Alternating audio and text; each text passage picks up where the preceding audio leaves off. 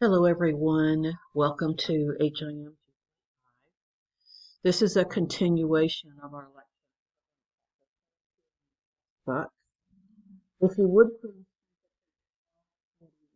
we're going to begin within normal delivery code. And this is O80. In the index, you go to delivery and then normal, and you will find this code O80. Verify it in the tabular, and when you get to the tabular, it tells you that this is for a full-term uncomplicated delivery. Now, a full-term uncomplicated delivery is defined. It can have minimal or no assistance. Now, it can have a manually assisted delivery. You can have an episiotomy, but there cannot be any fetal manipulation, no rotation at all. They cannot use any instrumentation, so there can't be the use of any forceps, any vacuum extraction. It has to be a spontaneous, cephalic, vaginal, full-term, single live-born infant. So this is the code. It's a single diagnosis code, and there is no other code used from chapter 15 when you use this code. So if it's a normal vaginal delivery, single live birth, spontaneous, O80. We do also use the code for the outcome of delivery, and then we also do use the code for the week gestation.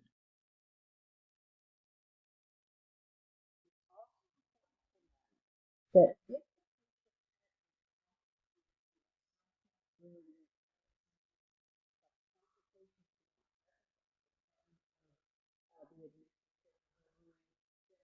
doesn't impact the assignment of this code. So let's see that the patient had a urinary tract infection, but it's completely cleared up now. Let's say that at some pregnancy they were treated for pneumonia, but it's completely cleared up now. Those types of things will not impact the use of this. The only outcome of delivery code that you can use with O80 is Z37.0, which is single live-born infant. That's the only outcome of delivery code that you can use with this code. Now let's look at this.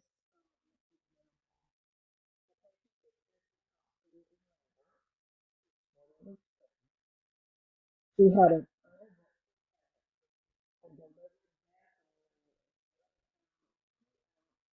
baby, and she had this perfectly meets the definition for a normal delivery.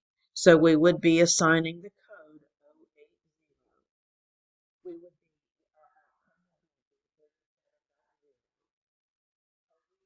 be gestation Z3A.40.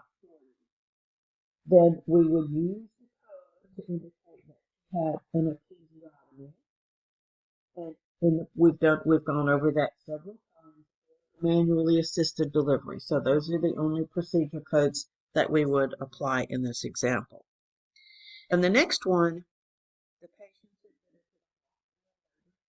is pregnant. She had an uneventful pregnancy. She has an episiotomy. But the baby is delivered with the use of vacuum extraction exhaustion. So this is not an 080 delivery code. And I want to show you in the index, this is a unique way to find this code, but you literally go to exhaustion, maternal, complicating delivery, and we have that code 075.81. maternal exhaustion complicating labor and delivery. Then we have our code for live born infant. We have our code, but then basically delivery with the use of the vacuum extractor. And in the procedure index, if I put in delivery, I'll see vacuum assisted, and it tells you see extraction products of conception, and it sends you to this table 10D0. And then when we're here, we actually choose the approach via natural or artificial opening, and then we choose the qualifier, and we chose vacuum. If we just go to this table, then you'll see that the approach and the qualifier are the characters that we have to select to get our complete code.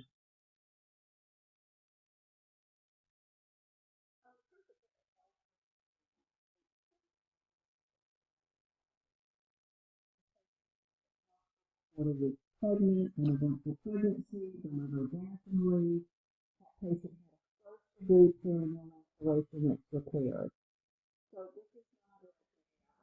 So this is not qualified as an 080. In fact, we have to code that this delivery was complicated by perineal laceration. So in the index, we go to delivery complicated by laceration, and we come down to perineum first degree, and we will find this code 070.0. Verify it in the tabular, and we can see that this particular code. Now, she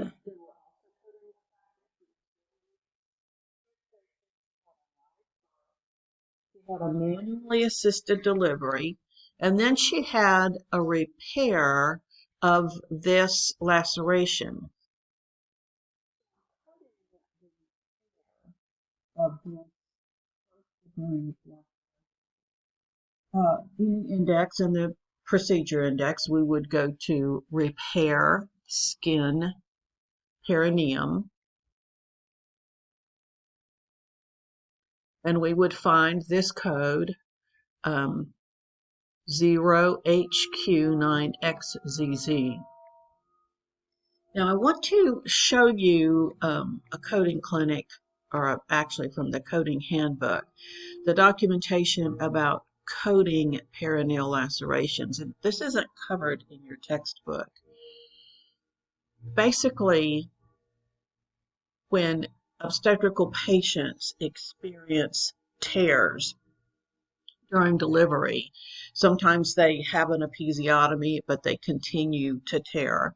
And the tissue that they tear into can be either skin, muscle, they can actually tear into their anal sphincter, they can actually tear into their rectum. And each of these is classified first, second, third, and fourth degree tears.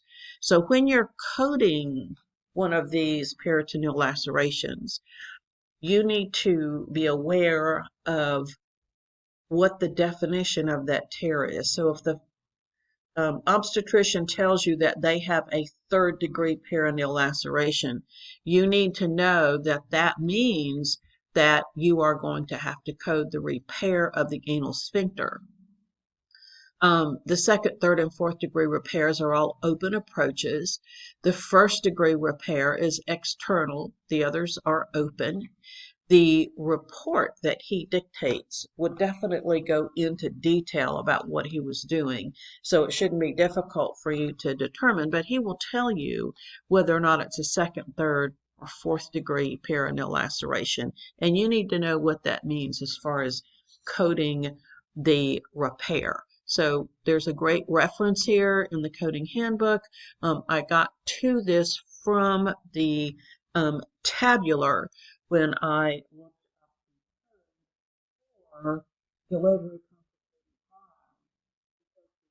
perineal laceration, went to the tabular to that code 070, and then clicked on the coding handbook, and that is how I got to this particular reference page. So I wanted to make you aware of that. It's not your textbook.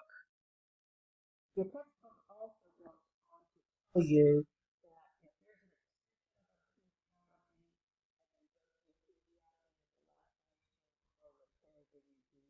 an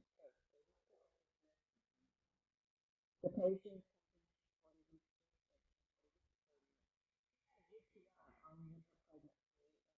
appropriate because of spontaneous vaginal delivery of a live infant. So again, this is a perfect example of an 080 application because of 40 weeks gestation, the single live born infant, and the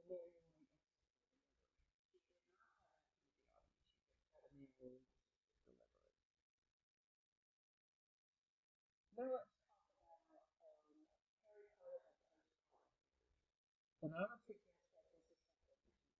no part. But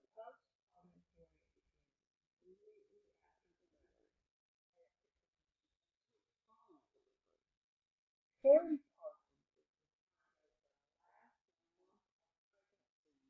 to 5 months postpartum. So it's helpful to know the definition of this. So let's look at this example. Patient admitted from a 2 weeks postpartum. She's given the antibiotics. So in the index, we go to mastitis, and this is obstetric. It's associated with the purpurium. So that code is 091.22.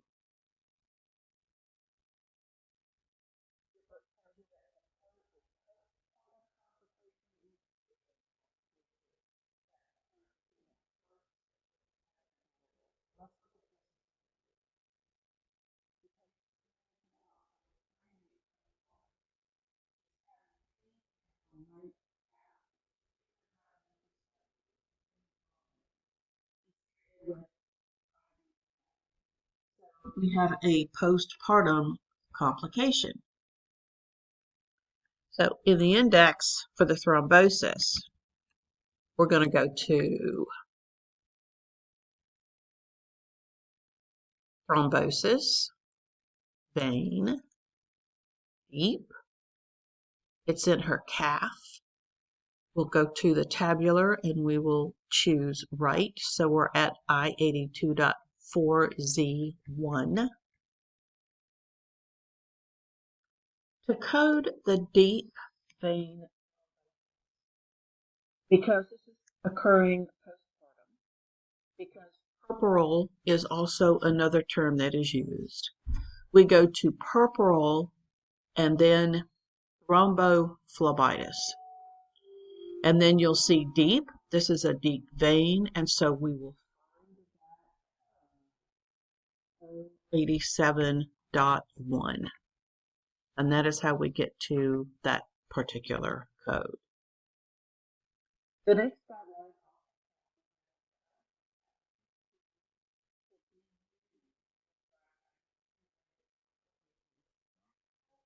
is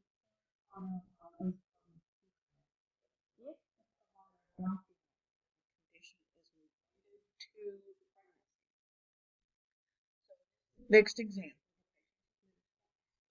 Postpartum. She delivered 8 weeks. So let's see how we are going to code that. So let's look at purpural. Now if we look for purpural cholecystitis, we will not find it. But what we will find is a code for digestive system disorder. So purpural and then digestive system disorder, 099.63. And then, of course, the cholecystitis. And we'll use the default code. There's no other specific information that's provided, so K81. In this case,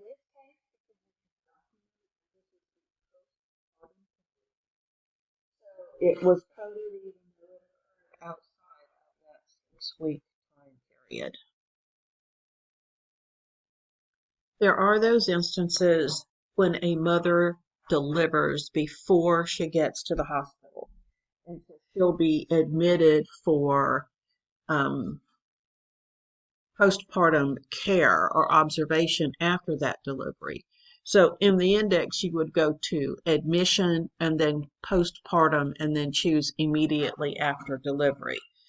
Now, I will tell you that I have coded and looked at many charts for patients that delivered in the ambulance on the way to the hospital, but they did not deliver the placenta. And so once they got into the hospital, then the physician would actually complete that delivery and deliver the placenta. And we coded those patients as though they had delivered in the hospital. So you'll just have to see what happens with the facility. And this is patient delivers baby at 28 weeks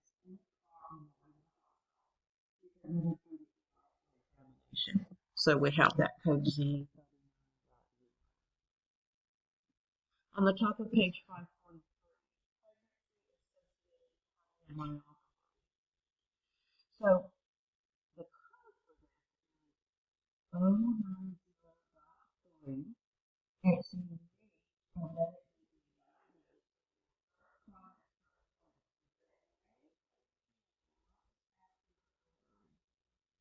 so for this reason, it's referred to as parent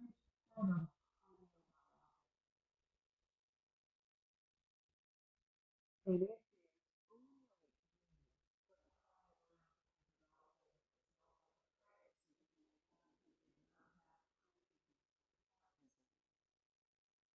the question is in page exercise then it will be a question that you will answer in the assignment following this lecture, and that will conclude lecture 7 for chapter 22.